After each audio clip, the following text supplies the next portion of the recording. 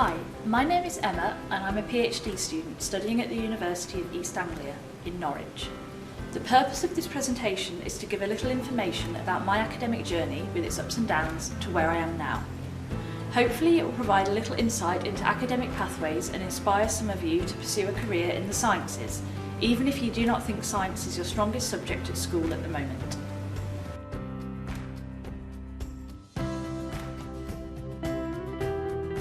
So a little bit about me. I live in Norwich, close by to the university, with my boyfriend who also studies there. To mark the start of my PhD a year ago, I got a baby sulcata tortoise. I named him Benzo as his scutes, the patterns of his shell, resemble the chemical structure of benzene. He also helps me with my understanding of the stereochemistry of the principal chemical of my PhD and gives me company as I write sections of my thesis. As a sulcata tortoise, native to North Africa, he is going to get much bigger. In my spare time, I enjoy figure skating, but unfortunately Norwich no longer has an ice rink. The last time I actually skated was back in January when I travelled to Norway to skate on a frozen lake. It was really scary, but I persevered as it was on my bucket list. Due to the pandemic leading to the closures of rinks in Peterborough and Cambridge, I removed the blades from my ice skates and replaced them with special wheels that allow me to figure skate without ice, so I can practice in parks and roller skating rinks.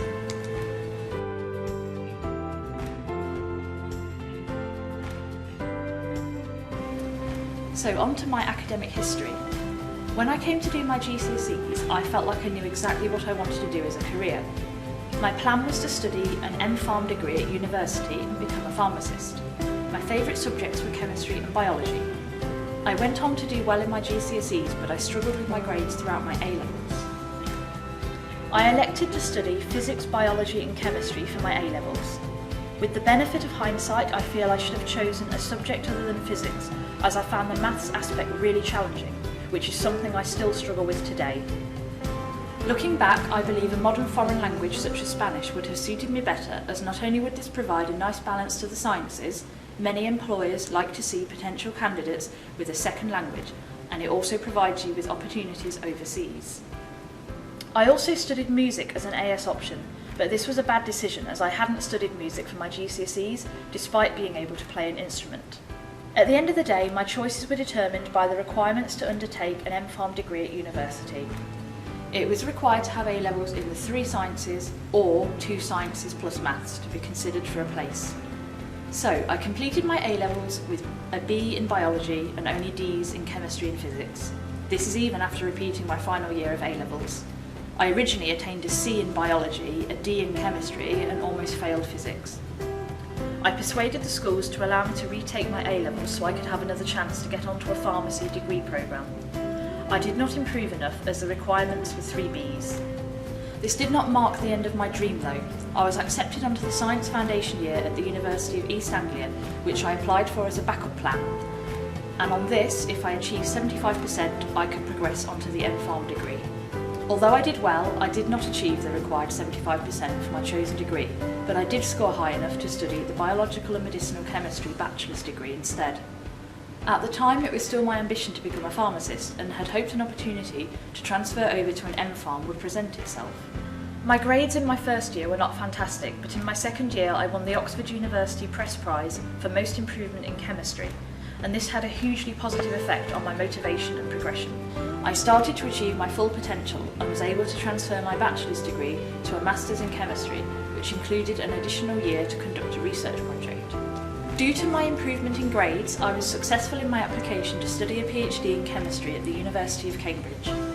I graduated from UEA in 2016 with a 2-1 master's degree in chemistry and travelled to Spain for the summer until I started at the University of Cambridge in September. Unfortunately, yet again things did not go to plan.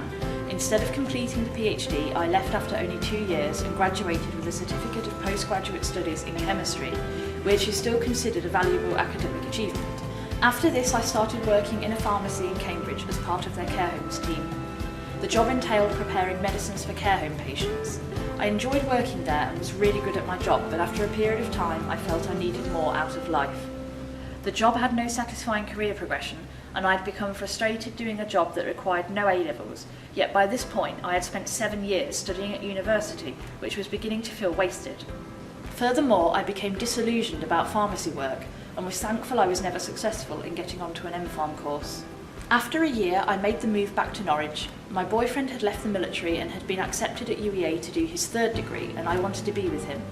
As I was applying for jobs in Norwich, I coincidentally stumbled across an advertisement for a funded PhD opportunity at UEA. This was in August last year, and the deadline for applications was only 2 days after I'd found the advert. I thought I had nothing to lose and frantically set about my application. I was ultimately successful and was awarded a place on my current 4-year programme of research in biomolecular sciences. It was the best decision I had ever made.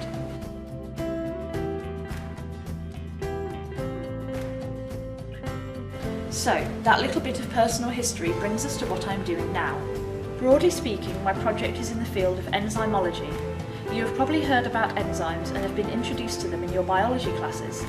They are biological molecules, often referred to as biological catalysts, which are essential to life and you cannot avoid them.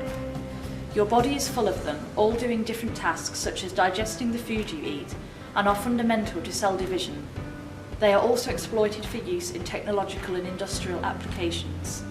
Making alcohol is a well-known example where enzymes produced by yeast convert sugar into alcohol and carbon dioxide.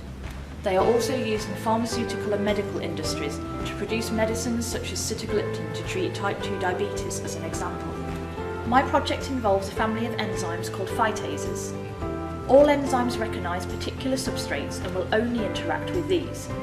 For phytases, their target substrate is a molecule called phytic acid. Phytic acid is found in a lot of food.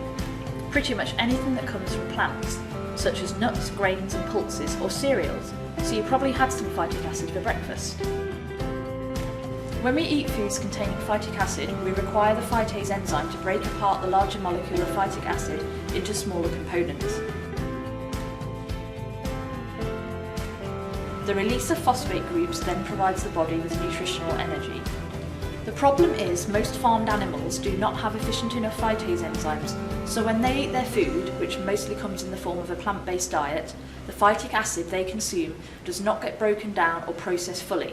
Most of it goes in one end and comes out the other end, so to speak. This is bad for 2 main reasons. Firstly, the phosphate still locked up in phytic acid is bad for the environment and washes down into bodies of water, polluting rivers and lakes in a process called eutrophication.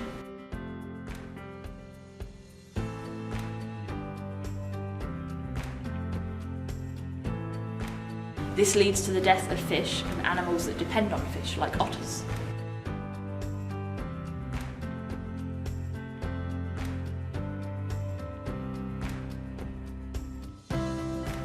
The second reason is that the farm animals do not get the maximum energy from their food, so farmers have to spend extra money on phosphate supplements to keep their animals healthy. Below is an example of this published in The Guardian, reporting on how rivers are being polluted via eutrophication from chicken farming. There are companies that make and sell phytase enzymes to farmers, but these are not perfect and companies are always competing with each other to try and develop a new, improved, more efficient version of their product. This is similar to when a phone manufacturer continually releases the latest version of a flagship model of a mobile phone. The aim of my project is to develop a type of phytase which can work more efficiently and therefore helps protect the environment. This is particularly significant in present times as the environment has become a prominent feature in the news and media. So, what does my work on a daily basis actually involve? When I am not attending seminars, meetings or training courses, I am usually in my laboratory conducting experiments. For example, I insert DNA with instructions to make phytase into bacterial cells. I then let them grow and produce the phytase enzyme. After this process, I harvest the enzyme through a technique called chromatography. In terms of careers, unlike when I was younger and dreamt of being a pharmacist, I do not know now exactly what I want to do after my PhD. I had thought I would maybe go into publishing, writing articles for scientific journals, as I have always been more proficient at academic writing than practical skills such as experiments in the laboratory. However, I have to write one of these, a 100,000 word document before the end of my PhD, so I'll probably need a break from academic writing. Once I have a PhD in biomolecular science, I will have lots of career options. I know that I do not want to be a university lecturer as I do not like public speaking. I may consider working for a pharmaceutical company, developing new cancer medicines, or work in a hospital laboratory analysing patient samples, for example. I would love to work in another country, and as I am fluent in Spanish, Spain or the Americas are attractive options.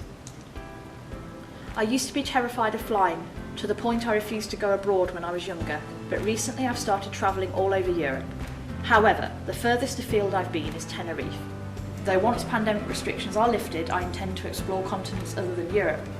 Anyway, there is plenty of time to decide upon a postgraduate career, and if the rest of my life is anything to go by, it will work itself out. So, in conclusion, the thing to take from this talk is, it does not matter if you initially do not succeed at whatever it is you plan to do after school, because it is only the beginning and you will have loads of chances to change your mind or direction, but do not give up on your ambitions. When I was getting D's and lower in my A-levels, no one would have predicted I would have been accepted onto a PhD at the University of Cambridge. Similarly, as I struggled on a PhD at the University of Cambridge, my peers and academic supervisor would not have imagined me doing well now on a different PhD. So, thank you for your time and good luck in your studies and future careers.